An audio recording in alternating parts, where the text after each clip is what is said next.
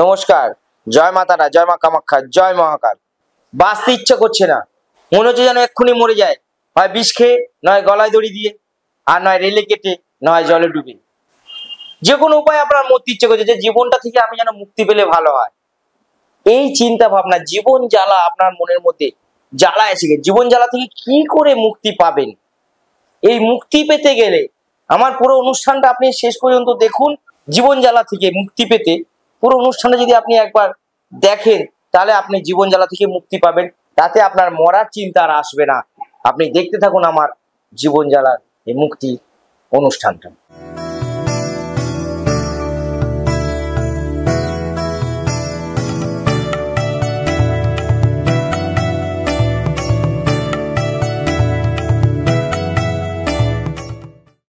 দেখবেন, যে কোনো সমস্যা নিয়ে মানুষ এই জর্জরিত হয়ে গেলে তখন তার মরার চিন্তা হয়। তখন মনে হয় যে আমার জীবনে এত জ্বালা, আমি মরলেই মনে হয় সবার শান্তি, আমার বাঁচার ইচ্ছা নেই। সব জায়গার থেকে লাঞ্ছনা গঞ্ছনা সবসময় শুনছি।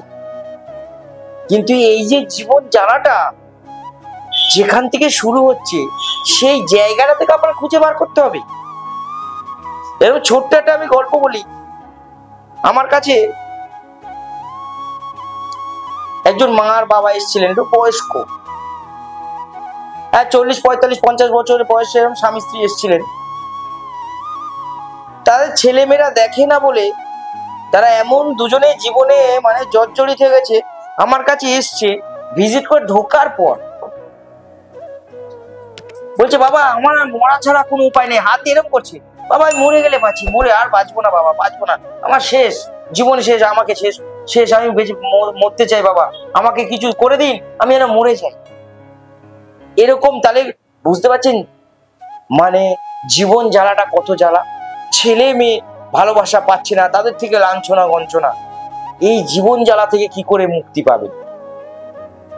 এই জীবন জ্বালা থেকে মুক্তি পেতে গেলে আপনাকে সবার আগে যেটা করতে হবে, সেটা বাড়িতে প্রতিনিয়ত পুজো পাঠ করতে হবে। প্রতিনিয়ত পুজো পাঠ করতে হবে এবং ঠাকুরটাকে ঈশান কোণে করে পুজো করতে হবে, পূর্ব উত্তর কোণ করে পুজো করতে হবে প্রতিনিয়ত। এবং সেখানে গীতা পাঠটা করতে হবে। যদি গীতা পাঠ করতে না পারেন, অক্ষম, যদি পড়াশোনা অনেকে জানে না, তাহলে গীতাটাকে নিয়ে হাতে রেখে হরে কৃষ্ণ হরে রাম মোটামুটি আপনাকে মিনিট 10-15 করতে হবে প্রতিনিয়ত।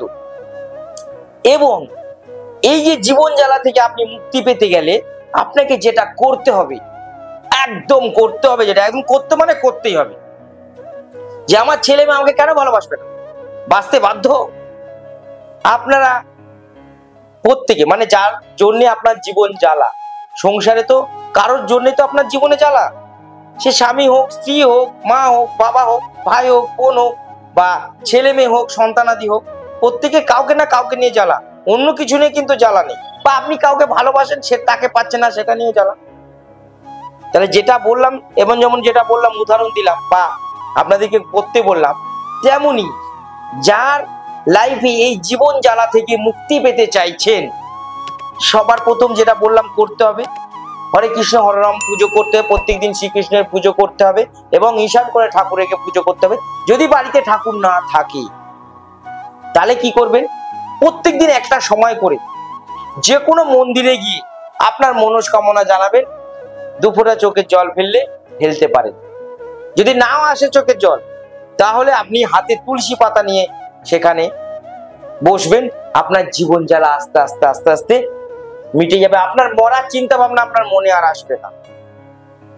জীবনে মরার চিন্তা ভাবনা আমাদের আর আসবে না। আর একটা, এই জীবন জ্বালা থেকে বিশেষ করে ছেলে মেয়েদের বিশেষ জীবন জ্বালা থেকে মুক্তি পেতে গেলে তারা যেটা করবে, সে যেই ঘরে আপনারা থাকেন, সে ছেলে হোক বা মেয়ে হোক বা যে কেউ হোক না কেন, আপনি যদি মনে করেন আমার জীবন জ্বালা থেকে মুক্তি পেতে গেলে মরা ছাড়া কোনো উপায় নেই, সেই চিন্তা ভুলে গিয়ে বাঁচার চিন্তা করুন। এবং আপনার ঘরে একদম দরজার উপরে, দরজার ঠিক উপরটায় একটা শ্রীকৃষ্ণের বাঁশি আর একটা ময়ূরের পালক লাগিয়ে দেখবেন আপনার জীবন জ্বালা থেকে মুক্তি হয়েছে। আপনার আর মরার ইচ্ছে হচ্ছে না।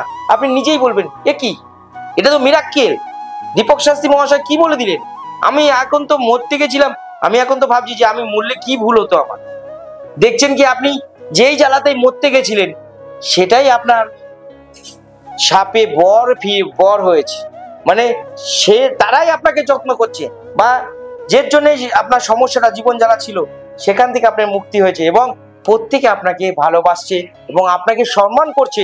আপনার যে জায়গা সেই জায়গাটা দিয়েছে, এবং আপনি যে সমস্যায় জর্জরিত ছিল সেটা থেকে আস্তে আস্তে জটলা পুরো কেটে গেছে। আপনি সুখে শান্তিতে জীবনযাপন করতে পারছেন।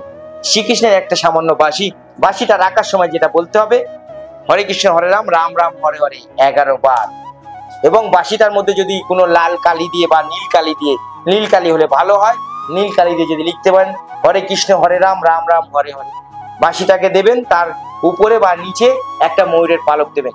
দেখবেন আপনার জীবন জ্বালা থেকে আপনি সত্যি আপনি শান্তি জ্বালাতে চলে এসেছেন।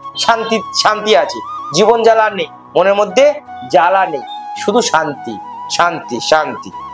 করে দেখুন, পরীক্ষিত করা ফল। ভালো থাকুন, সুস্থ থাকুন। চ্যানেলটাকে পারলে সাবস্ক্রাইব করুন, সবাইকে দেখার সুযোগ করে দিন। কিরম ধরনের অনুষ্ঠান আপনি চাইছেন লিখে পাঠান, আমি সেরম ধরনের আপনাদেরকে টিপস বা গুপ্ত প্রয়োগ দেব।